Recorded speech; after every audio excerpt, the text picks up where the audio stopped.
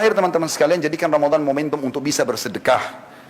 Sedekah adalah pangkal kaya. Kapitalis mengatakan bahwasanya menabung pangkal kaya. Saya ingin mengajak teman-teman, mulai sekarang jangan belikan celengan lagi anak kita. Membelikan celengan anak-anak ini membiasakan mereka bakhil, penyakit jiwa, pelit. Bahkan sampai kalau kita kasih uang dimasukkan ke celengannya, kakaknya pun atau adiknya pegang celengan dia bisa marah. Kapitalis mengatakan menabung pangkal kaya, Islam mengatakan sedekah pangkal kaya. Kira-kira ketemu nggak? Yang satu bilang simpan, yang satu bilang memberi, nggak akan ketemu. Kasih uang sekolah kepada anak-anak, bilang, nak kalau kau makan, kasih temanmu juga. Kalau lihat orang miskin, berikan sedekah. Latih mereka untuk itu. Dan dikatakan dalam hadis Bukhari Muslim, Nabi SAW sangat dermawan, dan lebih dermawan lagi di bulan Ramadan. Jadikan momen ini tepat sekali. Dan sedekah teman-teman pangkal kaya. Nggak usah cari resep yang lain. Teman-teman di sini yang buka usaha, teman-teman yang membuka usaha pun di luar daripada Kalibata City ini, teman-teman sekalian, resep sederhana. Grafik, usaha mau naik, kami pun praktisi lapangan. Dan saya sudah praktikin, buktinya sangat banyak. Sedekah pangkal kaya.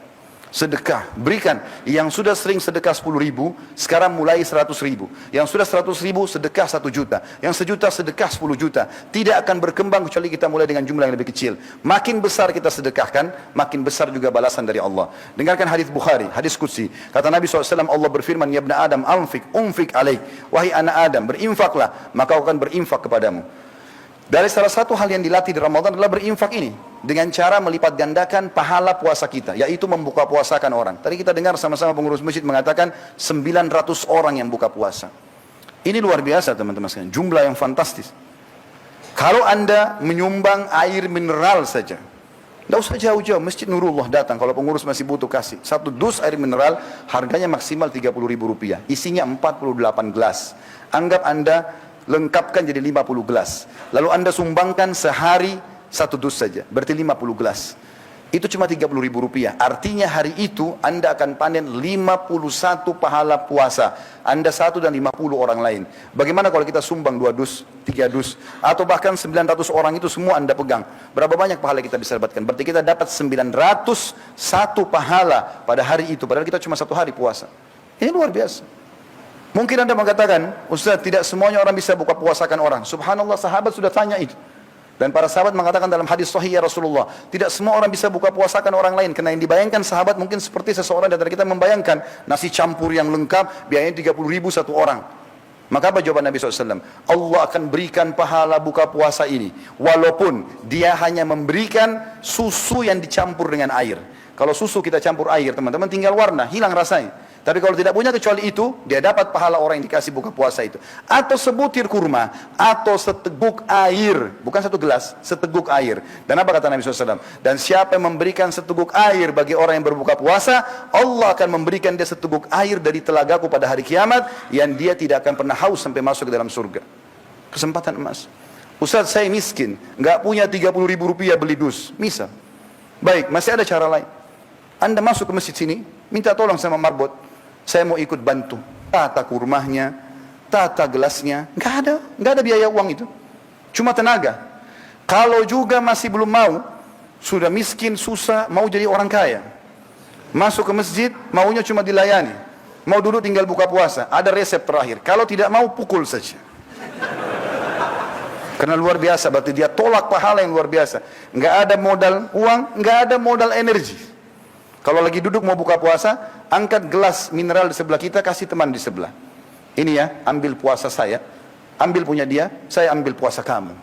Modalnya cuma begini. Pindahin air. Ini juga nggak mau, cambuk saja. Luar biasa bakhilnya. Untuk diri sendiri pun pelit. Ramadan melatih untuk itu. Di Madinah teman-teman, saya tetesin air mata tahun 90, saya datang gara-gara itu. Turun di Masjid Nabawi, saya dipeluk sama 1 orang. Saya lihat mukanya, saya nggak kenal.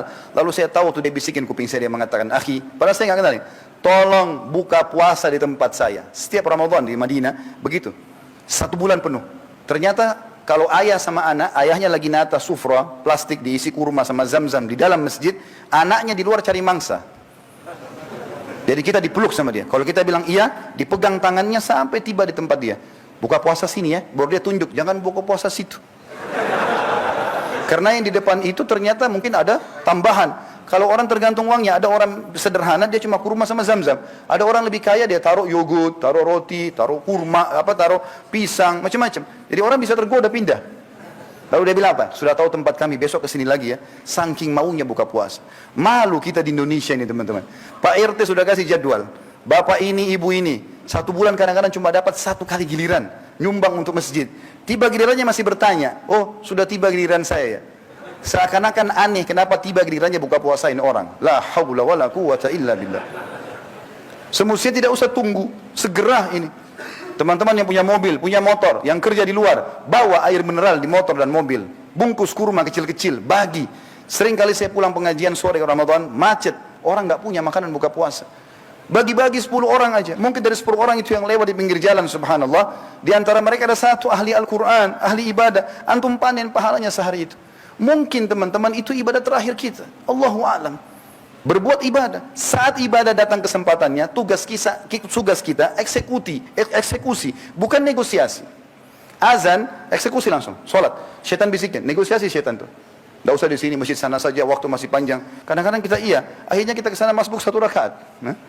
Orang miskin minta, kita eksekusi, kasih langsung. Syaitan bisikin, itu orang mampu, anak pinjaman, kakinya palsu. Dusta semua syaitan ini, supaya kita tidak sedekah. Jangan negosiasi, eksekusi langsung. Jalankan kebaikan-kebaikan teman-teman. Dan Ramadan melatih kita untuk